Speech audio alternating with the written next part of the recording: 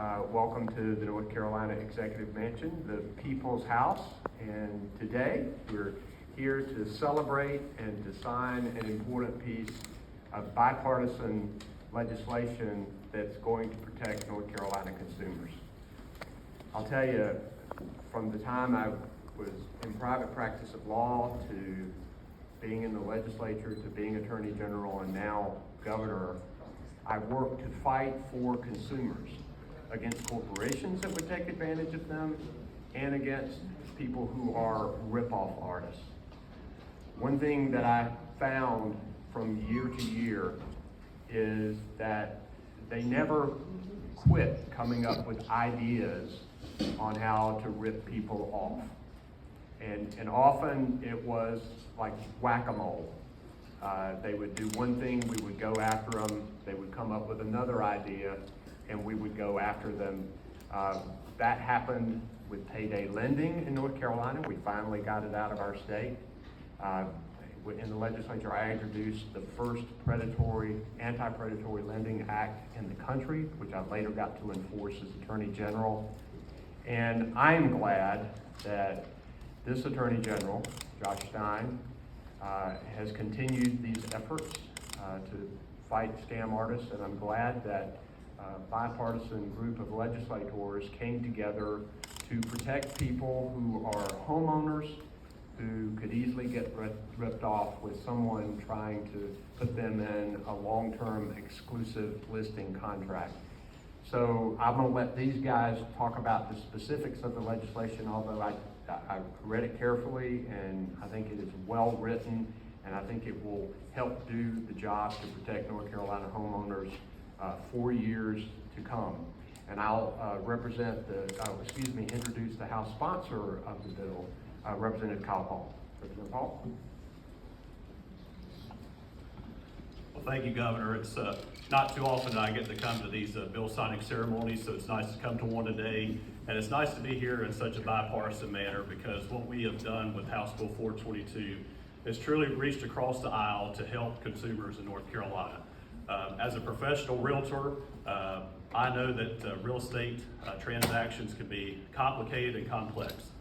And sometimes we have some bad actors that like to do business in North Carolina and take advantage of seniors and financially vulnerable people. When Katie Thomas, who I'd like to thank her for coming from the North Carolina Realtors Association, first came to my office and talked about this issue, I hadn't heard of these bad actors, and I hadn't heard of these transactions that they were doing.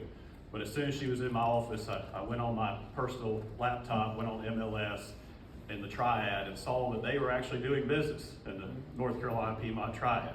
And I'm sure they do even more business in places like the Triangle and in Charlotte, where the market is booming a little bit faster. So we want to make sure with this legislation that people are not taken advantage of. People deserve the American dream, but they don't deserve to be ripped off in order to get it.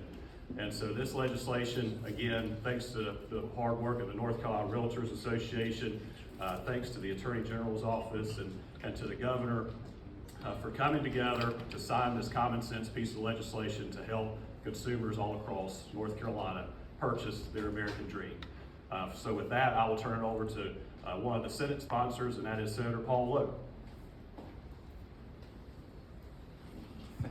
Thank you. It's good to see all of you here. I'm certainly excited to be here and to see this kind of legislation take place. I think this is us working together at its best, trying to do the best we can for all of our citizens. And when I look at this piece of legislation, one reason I wanted to be a part of it, because I remember so vividly in the last 18 months or so, these kinds of calls taking place to my mother to try to find a scam to get her property. So to be a part of trying to fix it, at least here in North Carolina, I'm excited and happy that all of those legislators and other folks that participated in this bill, and colleagues of mine, I'm happy to work with them and thankful that the Governor saw fit to sign this bill and to be a part of making things better for our citizens here in North Carolina. So thank you very much for this time. Good afternoon. I'm Vernetta Alston, House District 29. This legislation is about fairness, bottom line.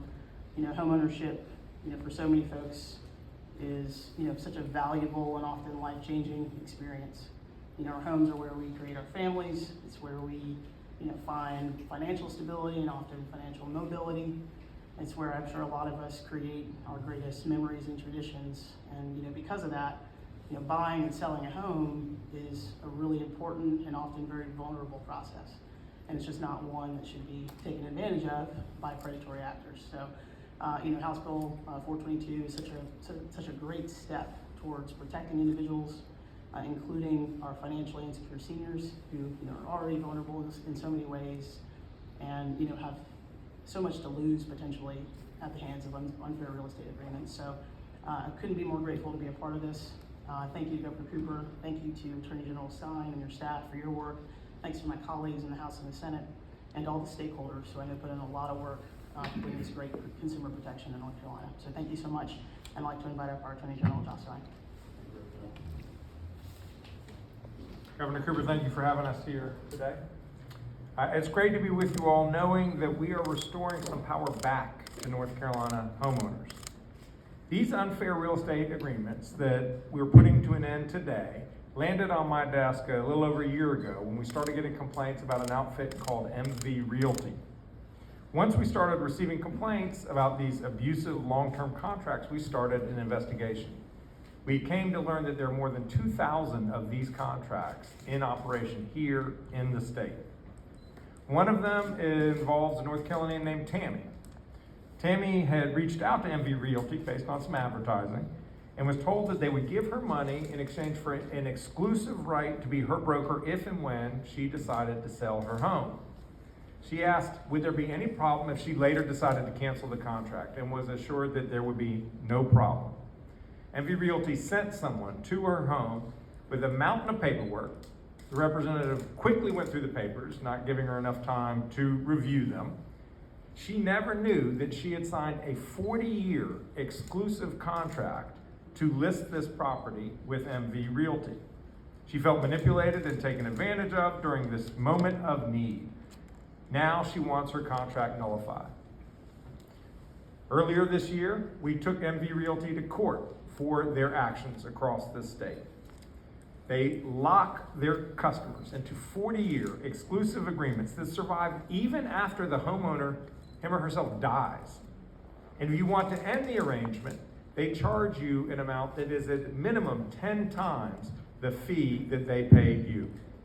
They put liens on people's property. They even have filed lawsuits against homeowners to prevent them from selling their own home. We took MV Realty to court in March. We have a preliminary injunction hearing tomorrow on the case. But it is not enough to just hold MV Realty accountable. We cannot engage in a game of whack-a-mole because there are other companies that are going to mimic this strategy. As the governor said, there is no end, unfortunately, to the creativity of scam artists. That's why we need legislation. The Unfair Real Estate Agreement Act prohibits companies from using these oppressive and excessively long-term agreements to undermine a person's ownership in their own home. A person's home belongs to them. They should have the freedom to decide what happens to that property, whether to sell it, to pass it on to their descendants, or anything else. They should not be backed into a corner and have their options taken away. Here in North Carolina, businesses that exploit homeowners with predatory practices have no place. I want to brag on one of my attorneys in the Department of Justice, Keith Clayton, a Special Deputy Attorney General. He spent months on the MV Realty case and on this legislation. So Keith, I want to thank you and all the people at the Department of Justice who've worked hard on this issue. I want to thank Representative Hall for his leadership in enacting this Unfair Real Estate Agreements Act. Being a realtor, understanding the complexity of these transactions, he had unique standing, that and his height. He had unique standing in the General Assembly to explain this in a way that other legislators could follow. And I want to thank these other legislators, Representative Alston, Miller, and Black, the House sponsors, Senator Kravick, Overcash and Lowe in the Senate and these other legislators who are here and were instrumental in getting this law passed. This legislation moved forward with unanimity. Every single member of the General Assembly in these divided times supported this legislation. And it was because not only of their good work, but the North Carolina Realtors, the North Carolina Real Estate Commission, the AARP, and other stakeholder groups also shared our concern about protecting North Carolina homeowners. And then finally, I want to thank the governor because I anticipate he's going to sign it. I can't thank him for signing it yet, but I'm pretty confident he's going to sign this one into law. But also for his decades of commitment to homeowners from being protected against those who would exploit them and steal their wealth. We all want North Carolina to be a state where people can put down roots, raise their family, and own their own home. That's what this law is all about. Thank you. Thank you, Attorney General Stein, and to all of these legislators who worked on this piece of legislation. We also have Senator Waddell, Senator Bodie, who is over there, if you want to come up, and Representative John, all of them who are here today, and I know that this was a team effort. So let's gather around and sign this legislation. I don't see the stamp anywhere. So.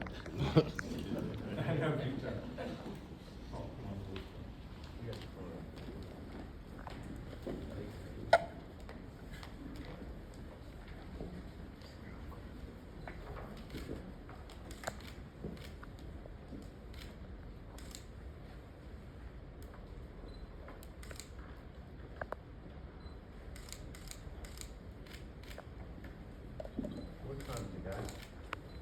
It is 3:32.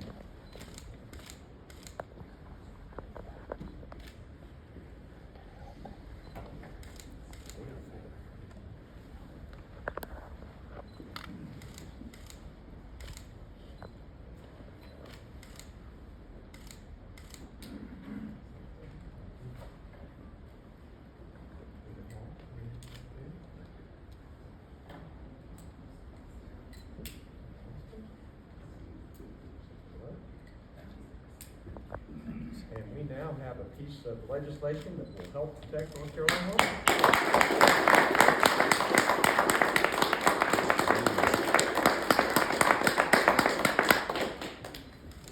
And we will, now might as well go ahead and take questions. We would love from you about this bill. Anything you guys want to ask, Travis? This doesn't moot any existing agreements, right? That's a separate process? We'll have a better answer about that after tomorrow's here. I have unrelated questions, I'll be happy to. Let's go to everyone else first. Sure. WNCN. Any questions over there? We're good, but thank you. Cool. All right, Travis, one more. Governor, when do you expect to appoint a replacement for Justice Morgan? Who do you think that will be? Well, we just found out today. I look forward to meeting and talking with Justice Morgan and thanking him for his service. But I would imagine we would try to do it fairly quickly as the court will be hearing some cases pretty soon. And then if I could on 747, I don't know that I've seen a veto announcement as opposed to an actual veto in the period wherein you can veto. Can you explain the thinking there? Is it just to kind of bring more awareness to it? Is there some other thinking of why you didn't just veto it, and when will you veto it? I have vetoed it. You have I vetoed have the bill, vetoed 747. it, yes, and there will be a release that's going out for all of the legislation.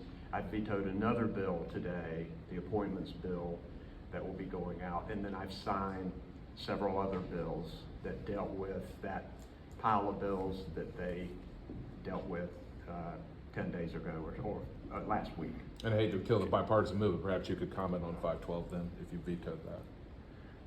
The appointments bill, yes, sir. Yeah. Well, it's pretty clear that the Constitution gives the governor the duty to execute the laws that are passed by the General Assembly. And the North Carolina Supreme Court has been very strong over the decades in protecting this right to make sure that the governor has the authority to execute those laws. And when the governor does not have the majority of appointments on boards and commissions that help to execute these laws, then it hurts the efficient and effective use of taxpayer money and the governor being able to operate an efficient government. Thanks.